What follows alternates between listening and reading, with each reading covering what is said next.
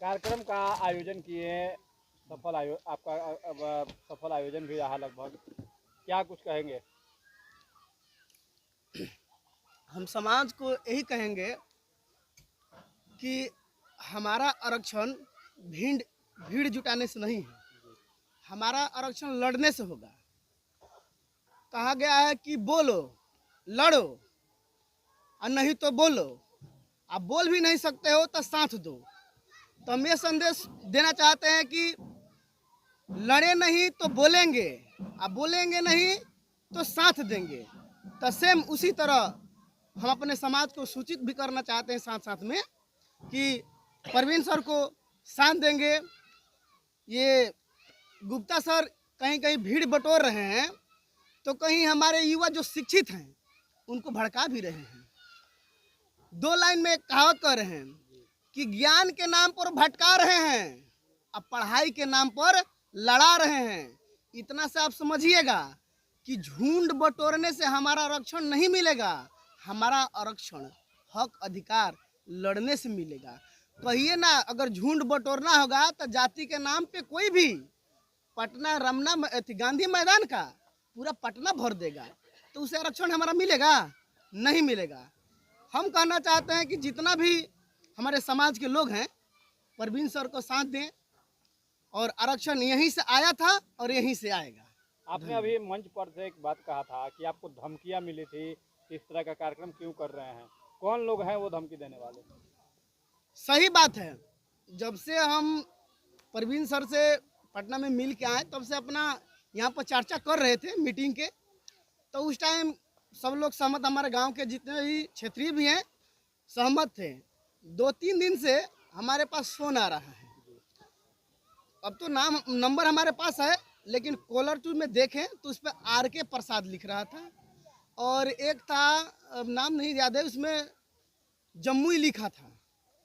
वो लोग कह रहे हैं कि ये लोग लूटने आ रहे हैं, चेहरा चमकाने आ रहे हैं, अपन बीजेपी कभी नहीं आपको साथ देगा। ऐसे ऐसे बहुत सारे बातें कहें। बोले कि मीटिंग रद्द कर दो, ये ऐसा कुछ नहीं होगा, 13 अप्रैल को पटना चलना है। तो इससे साफ बात जाहिर होता है ना कि ये नहीं तो कहीं ना कहीं गुप्ता जी का है चाल।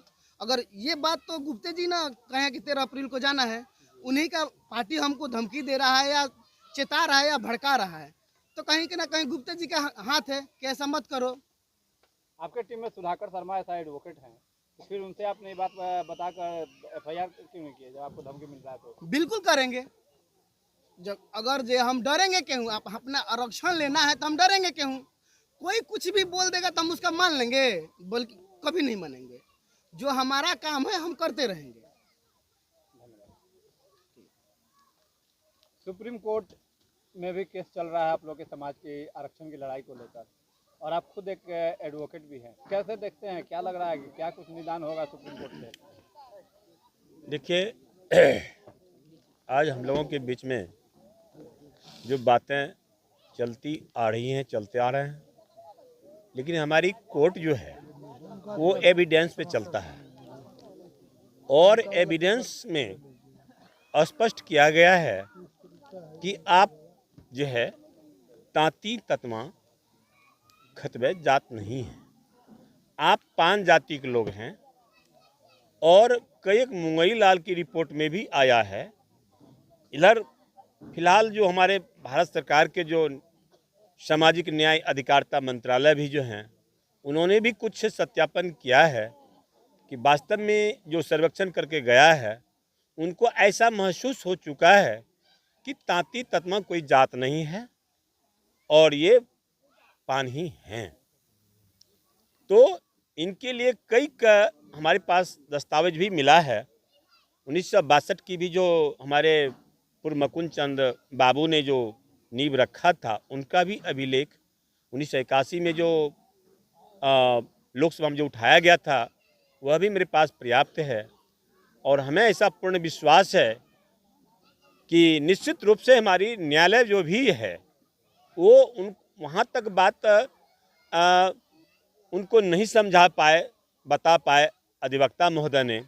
ये हमारी अधिवक्ता महोदय की जो परेशानियां हैं उनमें भी कुछ ऐसी भी सुनने को मिला और देखने को मिला कि एक वहाँ कुछ बिचौलिया के द्वारा जो तथाकथित अपने चेहरा को चमकाने के लिए, अपने सांसद बनने के लिए वाले व्यक्ति के द्वारा भी वहाँ किसी तरह से राशि को खर्च करके और एविडेंस में अधिवक्ता का नाम जोड़ा गया था और उनके अधिवक्ता के द्वारा ही यह जो, जैसा कि हमने अभी देख में पढ़ा तो वहाँ लिखा हुआ था, खुर्शीद जी लिखे हुए थे, खुर्शीद जी के द्वारा जो कहा गया है कि ये वही पान है, कटघरे में है, तो इनको सोच समझ करके बोलना चाहिए, लेकिन ऐसा नहीं कहा गया है।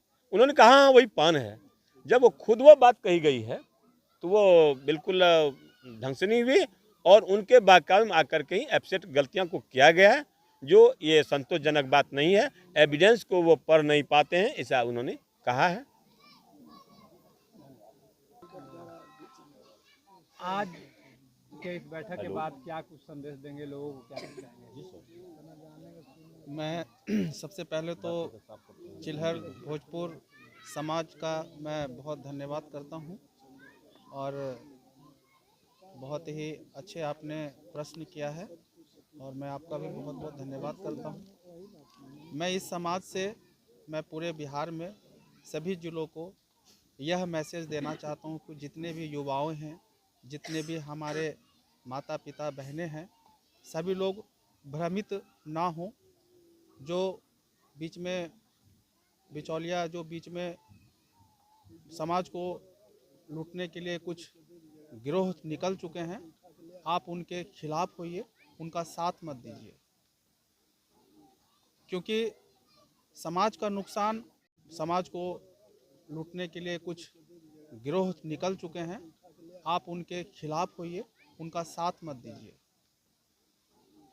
क्योंकि समाज का नुकसान बुरे लोगों से नहीं होता है बल्कि अच्छे लोगों के चुप रहने से होता है। तो मेरा यही आज मैसेज है पूरे बिहार जिला के युवाओं से, वरिष्ठ लोगों से, माता एवं बहनों से कि आप लोग शिक्षित बनिए, सोच विचार कर अपना सभी सही समय को सही जगह पर आप लगाइए। मेरा नाम डॉक्टर मनोज शास्त्री है, मैं पान बुनकर महासंघ का प्रदेश प्रवक्ता हूँ, जिला मुंगेर।